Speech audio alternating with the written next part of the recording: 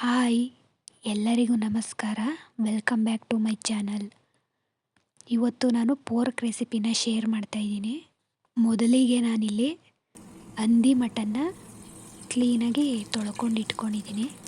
ಈಗ ಒಂದು ಕುಕ್ಕರ್ ಇಟ್ಟು ಅದಕ್ಕೆ ಎಣ್ಣೆ ಹಾಕಿ ಈರುಳ್ಳಿ ಮತ್ತು ಬೆಳ್ಳುಳ್ಳಿನ ಹಾಕಿ ಸ್ವಲ್ಪ ಫ್ರೈ ಮಾಡಿಕೊಂಡು ನಂತರ ಮಟನನ್ನು ಸೇರಿಸಿ ಉಪ್ಪು ಹಾಕಿ ಒಂದು ಸ್ವಲ್ಪ ಅರಿಶಿಣದ ಪುಡಿ ಸೇರಿಸಿ ಮತ್ತು ಕಾಳು ಮೆಣಸಿನ ಪುಡಿ ಮಾಡಿ ಹಾಕಿ ಪೂರ್ತಿ ನೀರೆಲ್ಲ ಡ್ರೈ ಆಗೋವರೆಗೂ ಫ್ರೈ ಮಾಡ್ಕೊಳ್ತೀನಿ.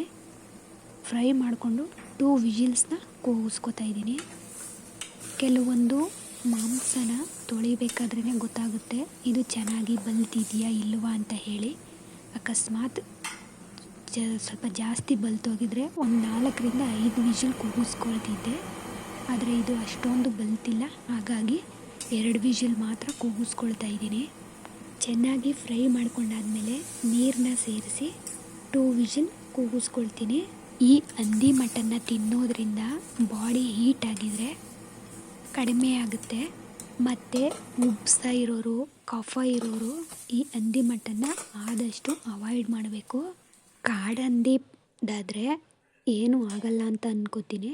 ಬಟ್ ಈ ಊರಂದಿ ಅಂತಾರಲ್ಲ, ಅದಾದರೆ ಆರೋಗ್ಯದಲ್ಲಿ ತುಂಬಾ ಸಮಸ್ಯೆ ಆಗುತ್ತೆ. ಈಗ ಮಸಾಲೆನ ರೆಡಿ ಮಾಡ್ಕೊಳ್ಳೋದಕ್ಕೆ ಈರುಳ್ಳಿ, ಬೆಳ್ಳುಳ್ಳಿ, ಬ್ಯಾಡಗೆ ಮೆಣಸಿನ್ಕಾಯಿ, ಖಾರದ ಮೆಣಸಿನ್ಕಾಯಿ, ಚಕ್ಕೆ, ಲವಂಗ, 1 ಟೊಮೆಟೊ, ಶುಂಠಿ, ಕೊತ್ತಂಬರಿ ಸೊಪ್ಪು ಇಷ್ಟನ್ನು ಹಾಕಿ ಫ್ರೈ ಮಾಡಿಕೊಂಡು ನಂತರ ಕಾಯಿ ತುರಿನ ಸೇರಿಸಿ ಮಿಕ್ಸ್ ಮಾಡ್ಕೊಳ್ತಾ ಇದ್ದೀನಿ. ಈಗ ಇದು ಸ್ವಲ್ಪ ಕೂಲ್ ಆಗೋವರೆಗೂ ಇಟ್ಟು ಕೂಲಾದಮೇಲೆ ಮಿಕ್ಸಿ ಜಾರ್ಗೆ ಹಾಕ್ಕೊಂಡು ರುಬ್ಕೊಳ್ತೀನಿ.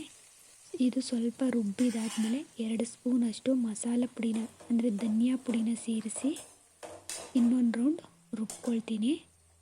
ಈ ಥರ ಫ್ರೈ ಮಾಡ್ಕೊಳ್ಳೋದ್ರಿಂದ ಸಾಂಬಾರು ಟೇಸ್ಟು ತುಂಬಾ ಚೆನ್ನಾಗಿರುತ್ತೆ. ಸೇಮ್ ನಾವು ಮಟನ್ ಸಾಂಬಾರನ್ನ ಹೇಗೆ ಮಾಡ್ಕೊಳ್ತೀವೋ ಅದೇ ಥರನೇ ಇರುತ್ತೆ. ಹಂದಿ ಬಾಡ್ ಅಂತಲೇ ಅನಿಸೋದೇ ಇಲ್ಲ. ತಣ್ಣಗಾಗಿತ್ತು. ಆ ಮಟನ್ನ ಬೇರೆ ಒಂದು ಪಾತ್ರೆಗೆ ಹಾಕ್ಕೊಂಡು ಅದೇ ಕುಕ್ಕರ್ಗೆ ಮಸಾಲೆನ ಹಾಕಿ ಸ್ವಲ್ಪ ಫ್ರೈ ಮಾಡಿಕೊಂಡು ನಂತರ ಈ ಮಟನ್ನ ಬೇಯಿಸ್ಕೊಂಡಿದ್ವಲ್ಲ ನೀರು, ಆ ನೀರನ್ನ ಹಾಕಿ ಒಂದು ಸ್ವಲ್ಪ ಚೆನ್ನಾಗಿ ಕುದಿಸ್ಕೊಳ್ತೀನಿ. ಕುದ್ದಿದಾದಮೇಲೆ ಅದು ಬಾಳನ್ನ ಮತ್ತೆ ಹಾಕಿ ಇನ್ನೂ ಒಂದು 10 ನಿಮಿಷ ಬೇಯಿಸ್ಕೊಳ್ತೀನಿ.